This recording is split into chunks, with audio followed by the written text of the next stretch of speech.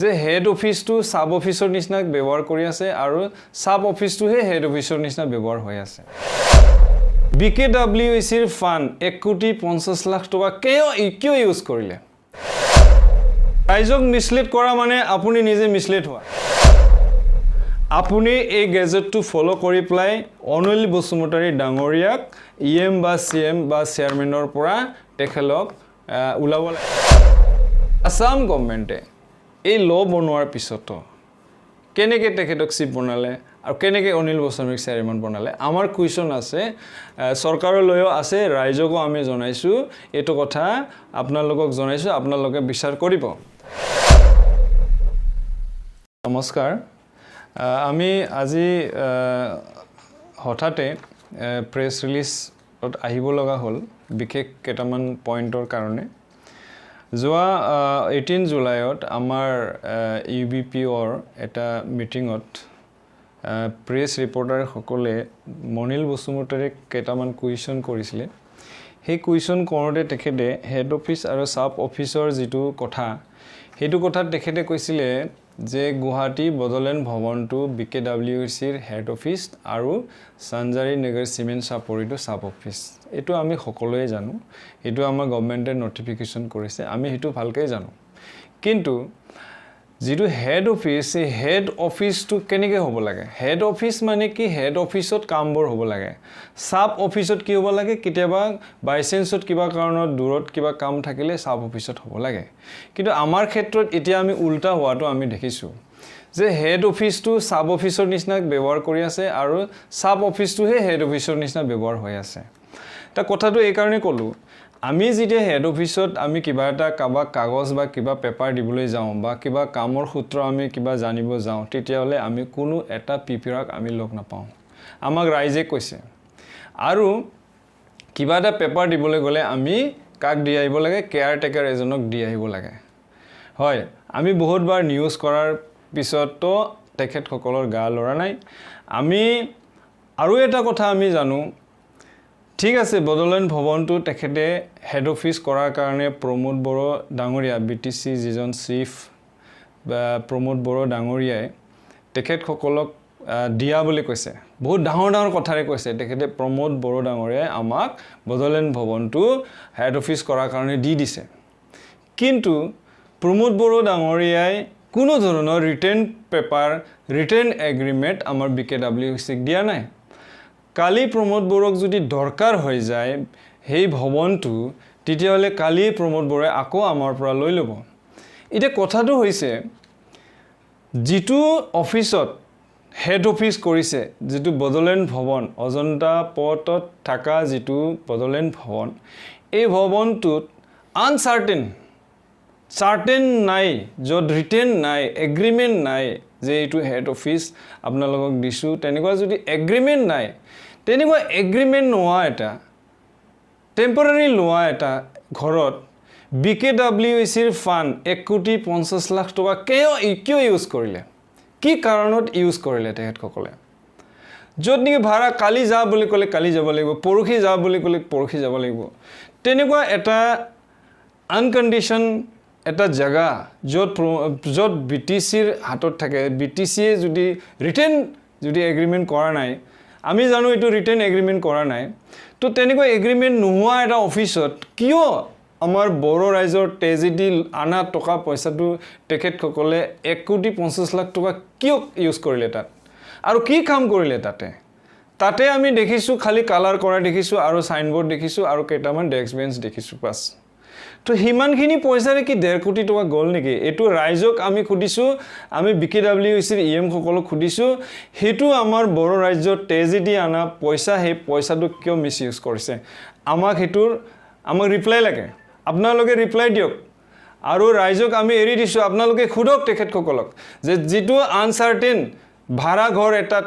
1,50,00,000 টকা কিয় ব্যৱহাৰ কৰিলে আমি ইচ্ছা কৰিলে গুৱাহাটী জাগাত 50,00,000 টকাৰ এক কথা মাটি অলপমান মাটি 1 বিঘা মাটি কিনি প্লাই আমি অফিসে বনাব পাৰিলো হয় নিজৰ অফিস কিন্তু যিটো অফিস সাৰ্টেন নাই সেই সাৰ্টেনত 1,50,00,000 ব্যৱহাৰ কৰাটো আমি মানি ল'ব নোৱাৰো আমি হজম হোৱা নাই আৰু যেতিয়া BKWAC হৈছিলে তেতিয়া BKWAC টো চলোৱাৰ কাৰণে অসম চৰকাৰে ডিপোটেশনত 4 জনকৈ ষ্টাফ আমাক দিছিলে আৰু সেই 4 জন ষ্টাফ আজিলৈ আমি আমাৰ অফিচৰ কামত ব্যৱহাৰ কৰাটো আমি দেখা নাই মই বুজা নাই BKWAC কাউন্সিলটো কিয় অফিচিয়েল ষ্টাফ মানে লৈ পলাই কাম কৰা নাই আৰু কিয় নন অফিচিয়েল টেম্পৰাৰী এটা ষ্টাফ বিলাকৰ লগত কাম কৰি আছে এটো আমি বুজিবলৈ আমি বাকি নাই তাত কৈছে তেখেতে আমি যেতিয়া কোৱেশ্চন আনিছিলো যে এটা ডিস্ট্ৰিক্টৰ পৰা কিয় 9 জনকৈ ষ্টাফ ললে তেতিয়া অনিল বসুমতাৰী ডাঙৰীয়া কৈছে যে বেলেগ জাগাৰ পৰা দূৰ হয় তাত স্যালাৰি কম দিছে সেই কাৰণে আমি দিয়া নাই এটা জিলাৰ পৰা দিছে এটো কথা হ'ব পাৰে নেকি অনিল বড়ো ডাঙৰীয়াই কাক খুদিছে যে আপুনি BKWAC আন্ডাৰত চাকৰি কৰিব নেকি আমাক আনি দিয়ক আমাৰ বড়ো লৰা বিলাকে যিমান দূৰ হলিও 8000 হক 9000 হক নিজৰ এটা কাউন্সিলত চাকৰি কৰাৰ কাৰণে সপোন থাকে কেতিয়া কোন সময়ত অনিল বড়ো ডাঙৰীয়াই গুৱাহাটী কোন মানুহ এজনক খুদিছে যে আপুনি BKWAC অফিচত কাম কৰিব লাগে কোন গোলাঘাটৰ মানুহ খুদিলে যে আপুনি BKWAC কাম কৰিব লাগে কোনিবা না কৈছে নেকি যে তেখেতে নিজে কৈছে যে 4000 5000 দৰমহা দিছো 8000 দৰমহা দিছো আমি জানাতো এটো 10000 এর উপর স্যালারি দি আছে তিতল তেখেতে কিয় 5-6000 কথা কলে এতিয়াও আমি গম পাও 9000 to 10000 স্যালারি দি আছে স্টাফ সকলক তেখেতে কৈছে 5000 6000 দৰমহা দি দূৰৰ পৰা নিমিলে এটো মিছা কথা কৈছে তেখেতে আমাৰ প্ৰুফ আছে আমাৰ ৰেকৰ্ড আছে তো তেনেকুৱা ৰাইজক মিছলিড কৰিব নালাগে ৰাইজক মিছলিড কৰা মানে আপুনি নিজে মিছলিড হোৱা আপুনি মিছা কথা কৈছে আপুনি কোনো এজন মানুহ খুদা নাই যে আপুনি BKWAC চাকৰি কৰিব নি BKWAC আপুনি কাম কৰিব নি কোনো এজন ৰাইজক খুদা নাই আৰু আপুনি সৰকাৰি এমপ্লয় নলকে প্ৰাইভেট এমপ্লয় লৈ প্লে আপুনি চলাই আছে চলক আমাৰ বড়ো লৰাই কাম কৰি আছে কিন্তু এই কাউন্সিলটো মই সদায় কৈ আছে এই কাউন্সিলটো 22টা জিলাৰে গঠিত আৰু 22টা জিলাতে সমান উন্নয়ন হ'ব লাগিব অনিল বসুমতাৰীক 2-3 দিন মান আগত আসাম চৰকাৰে এজ এ চেয়াৰম্যান ঘোষণা কৰিলে আৰু চেয়াৰম্যান হিচাপে তেখেতক ললে এতিয়া আমি আমাৰ নিউজে পেপাৰে পত্ৰে কৈ আহিছিল যে আগৰ যেটো এক্সিস্টিং চেয়াৰম্যান ডক্টৰ গাম্বাৰু মুছাহাৰী তেখেতক ষড়যন্ত্ৰ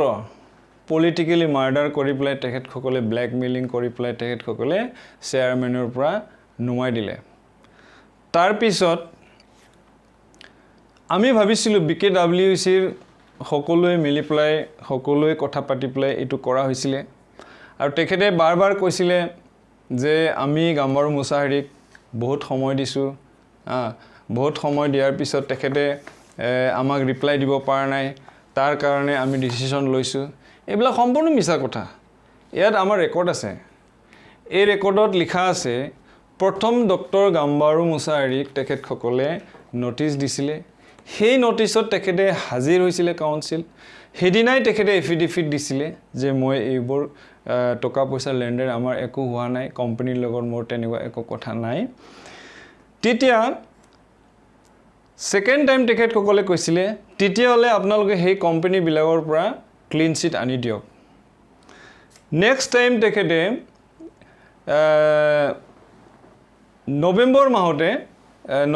ডিসেম্বৰ মাহতে তেখেতে কোম্পানী সকলৰ পৰা কথা পাতি ক্লিন চিট আনিছিলে এইবোৰ ক্লিন চিট আছে এইবোৰ ক্লিন চিট সিটল এন্টাৰপ্ৰাইজৰ ক্লিন চিট আৰু জি কোম্পানী সকলৰ লগত তেখেতৰ এগ্ৰিমেন্ট হোৱা বুলি কৈছে তেখেত সকলে এট ক্লিন চিটত লিখিছে যে ডক্টৰ গাম্বাৰুৰ লগত আমাৰ একো ফাইনান্সিয়াল তেনেকুৱা লেনদেন হোৱা নাই আৰু তেখেতক কেৰিয়াৰক আমি কোনো ধৰণৰ আমি বেয়া হ'ব নিদু কাৰণ আমাৰ তেখেতৰ লগত কোনো লেনদেন হোৱা নাই আমাৰ তেখেতক আমি কোনো কেছ ফাইল নকৰো আমাৰ কোনো তেনেকুৱা ভাব ধাৰণা নাই বুলি তেখেত সকলে ক্লিন চিট দিলে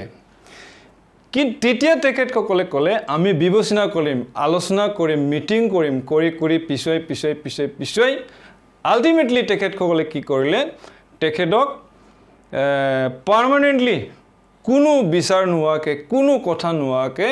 চেয়াৰমেনশ্বিপৰ পৰা আঁতৰাই থৈ দিলে তাৰপিছত ডক্টৰ গাম্বাৰু মুছাহাৰীয়ে ভাবিলে মোক কাউন্সিলে কিয় নিয়া নিদিলে এজন চুৰকো বিচাৰ কৰে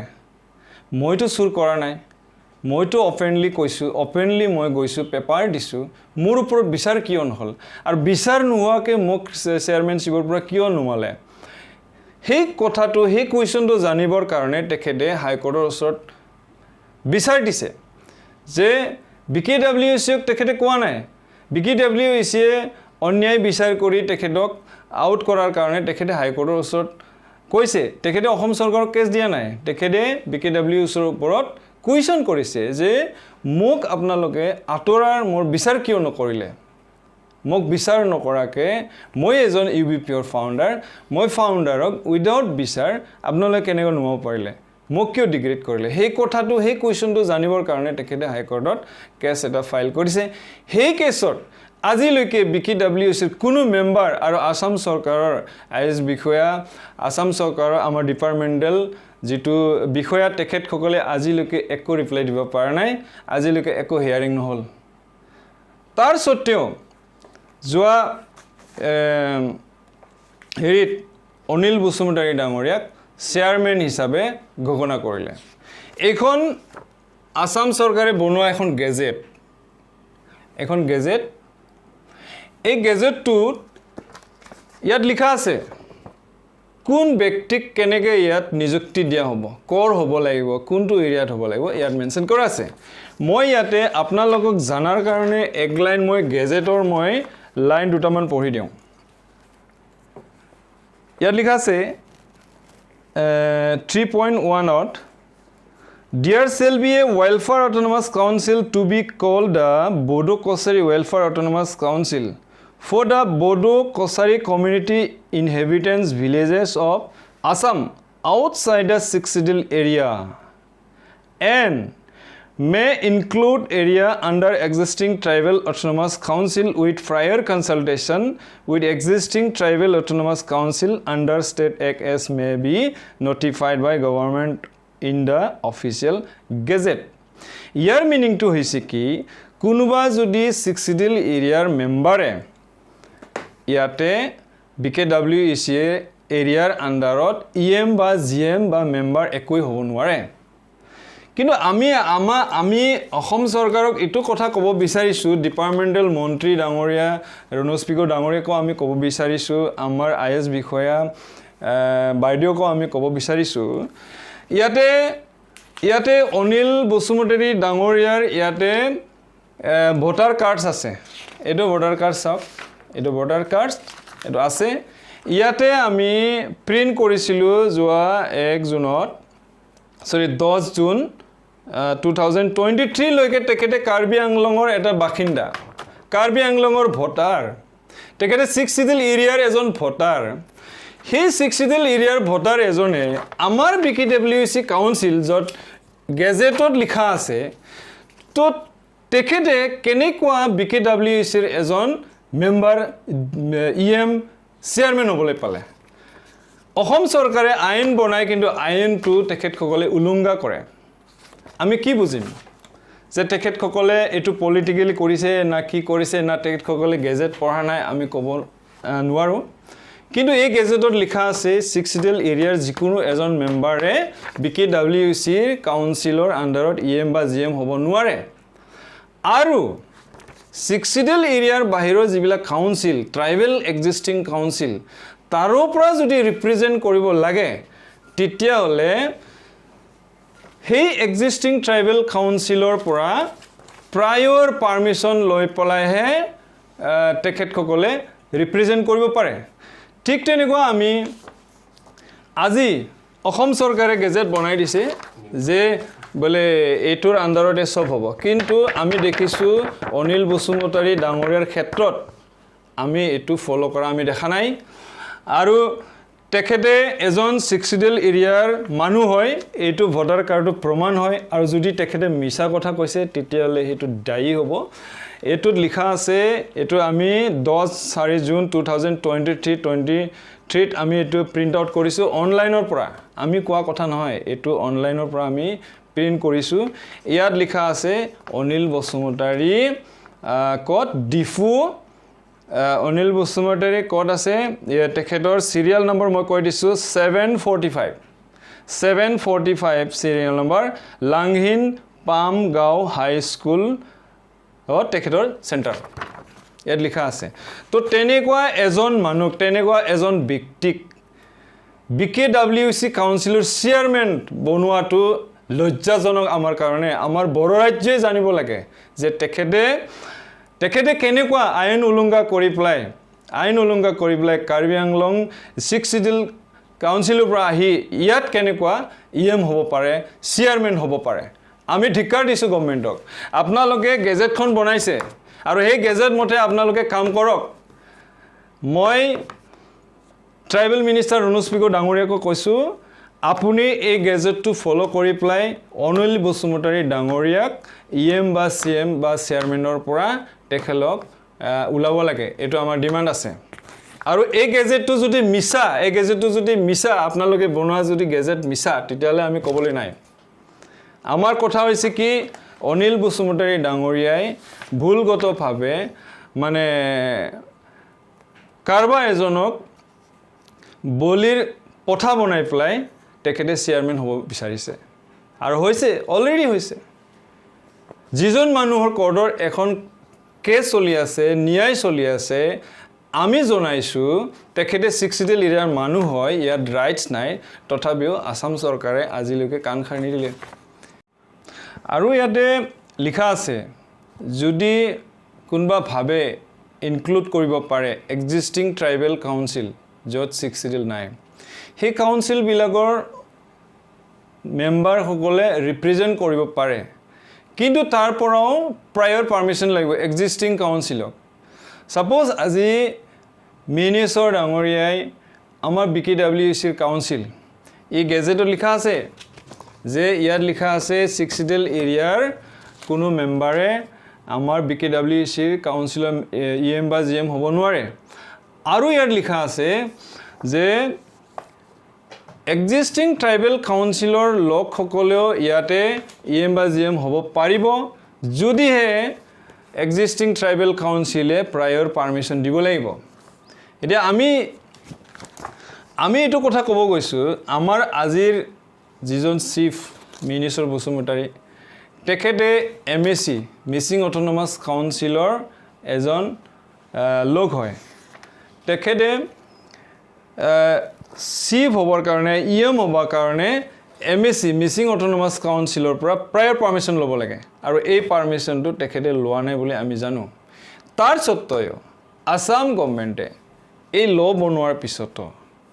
কেনেকৈ তেখেতক চিফ বনালে আৰু কেনেকৈ অনিল বসুমতাৰীক চেয়াৰম্যান বনালে আমাৰ কুৱেশ্যন আছে চৰকাৰলৈও আছে ৰাইজকো আমি জনাইছো এটো কথা আপোনালোকক জনাইছো আপোনালোকে বিচাৰ কৰিব আৰু যদি পাৰমিশন লৈছে তেতিয়ালে আমাৰ ক'বলগীয়া নাই আমি আজি এই প্ৰেছ ৰিলিজ যোগেদি আৰু এটা আমি আমাৰ যিটো BKWACৰ বাহিৰত বড়ো সকল আছে